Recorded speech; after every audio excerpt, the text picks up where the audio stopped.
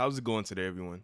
If you're a fan of Jujutsu Kaisen, I'm sure you're aware of the amazing things this series has to offer, such as some pretty insane fights, a likable MC and sidecasts, overpowered characters like Gojo and Sukuna, and some pretty crisp animation. But the one thing that has always brought up a controversial discussion amongst fans or even the haters of the series is that does Jujutsu Kaisen have bad art? Now, this is a broad and very subjective question, so I'm going to try and answer this with my subjective opinion. With that being said, let's get into the video.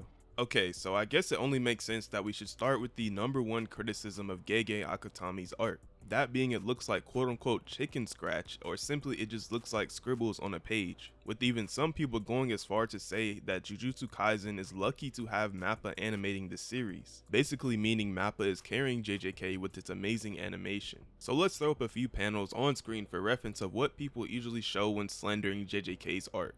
As we can see, there is something definitely glaringly off about these pages. They are apparently extremely undetailed, or maybe even to some would come off as unfinished. And when you see people criticizing Jujutsu Kaisen's art, you will get people showing panels like these. So this is the answer, right? Jujutsu Kaisen has bad art.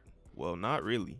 If these were the only panels someone would see from this manga, I'll give them the benefit of the doubt disregarding Gege's style, and assume you just haven't read a single chapter of this manga.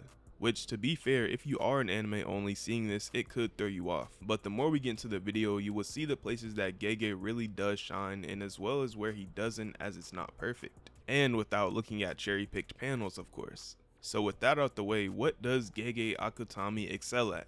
Well, with his unique style, one thing that will stand out to readers is his use of loose line work, giving it a huge sense of personality, especially when we get into more intense scenes like fights, or maybe a character is having some sort of rage moment which comes off as super gritty or rough. Some examples of this being Yuji in his fight versus Maguna. In this panel here, I love the way it displays to us that Yuji is really getting messed up, and it makes each individual cut, especially in this close-up of his face, feel that much more painful. Then when we see Yuji's resolve to push through Sukuna's onslaught, it makes that moment that much cooler, because Gege goes out of his way to show the grittiness of this scene, which works perfectly in his style. Another perfect example of this is during the moment in which Mahito and Sukuna were laughing at Yuji, obviously depicting how cruel these characters are for what they done to Yuji and Junpei. They're meant to look evil and menacing, which Yuji is overwhelmed by, so they take up most of the page to highlight that Yuji currently is helpless compared to these two evils. There's many more examples of this commonly being used in almost every chapter because it just fits the tone of JJK,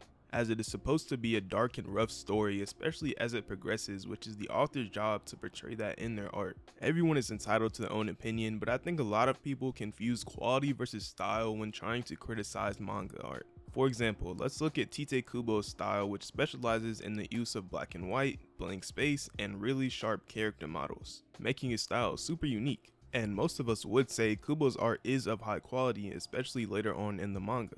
Gege Akutami is no different. He can go out of his way to produce a more clean, detailed page, which he has done, but that isn't what he specializes in. Which brings me to my next thing I love about his work, which is his use of depicting motion.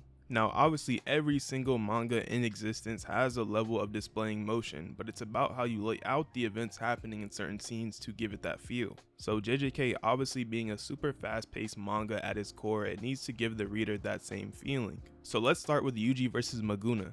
Gege uses speed lines to show motion at high speed moments, which is common amongst mangaka.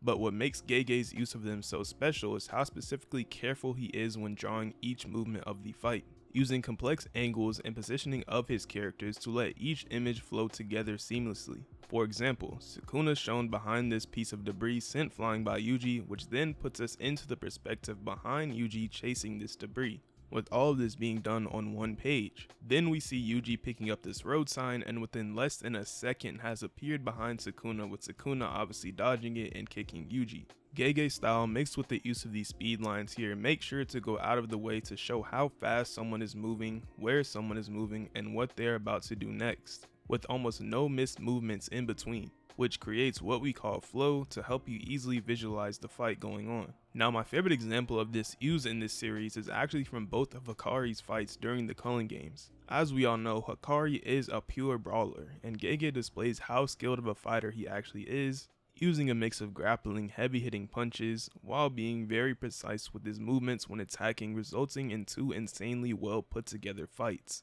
I mean, it's literally like it's being animated right in front of us, which is probably why the anime is so well adapted, capturing every character's fighting style perfectly because it's already laid out in front of us in the manga. That's just how good the choreography is in this fight. Speed, motion, and flow make up Gege's best traits when it comes to depicting fights. Now, while I don't think he's the best at this, I think that would go to Sakamoto days, mainly due to how well detailed their characters are while in motion, keeping their art form intact. Like, here are a couple of examples. You can clearly still see the fingers of this character here, versus a panel like this from Jujutsu Kaisen where that just isn't going on and loses its form at times. You can call it a stylistic choice, but that's just my preference between these two. I think both are amazing regardless. So the final thing I want to touch on when it comes to Gege's art is of course domain expansion, the most powerful technique in the series. So it's only fitting to have each one suit their specific characters both aesthetically and in terms of abilities, much similar to the likes of Bleach's Bankai, which Gege has stated he took influence from in a previous interview. First of all, artistically looking at a domain like Malevolent Shrine, which is a bearless domain that has been stated to be a divine technique. So it was only right for Sukuna to have the coldest domain in this series, and it's fitting. It literally looks like it was made for a final boss. The skulls around it kind of symbolizing the ones he's conquered in the past, the mouths on it symbolizing that anyone he comes across he devours them, which we have seen time and time again. It's meant to look dark and evil. I mean, the name Malevolent Shrine literally means evil shrine for a divine being. There's plenty of other domains that go into this much depth to represent their character as well, like Mahito's self-embodiment of perfection, Jogo's Coffin of the Iron Mountain, and of course Gojo's Unlimited Void, along with many others. I just love how well into detail he goes into giving these each a level of personality, which is what makes domain expansion so great. So yeah, that's pretty much my thoughts on this. Obviously this wasn't a really super in-depth artistic analysis. There's plenty of other things like shading, character designs, and more, but I just wanted to highlight my favorite things about Gege's art. And it's just more of an appreciation I have for Jujutsu Kaisen, or more specifically Gege Akutami, as he does get a bad rep amongst certain people, so let me know how you feel about Gege's art. Personally, I am a huge fan, and if he does another series following Jujutsu Kaisen, I will more than likely tune in. But yeah, that's pretty much all I have today. If you liked the video, like the video, subscribe if you want. That's all from me. Peace.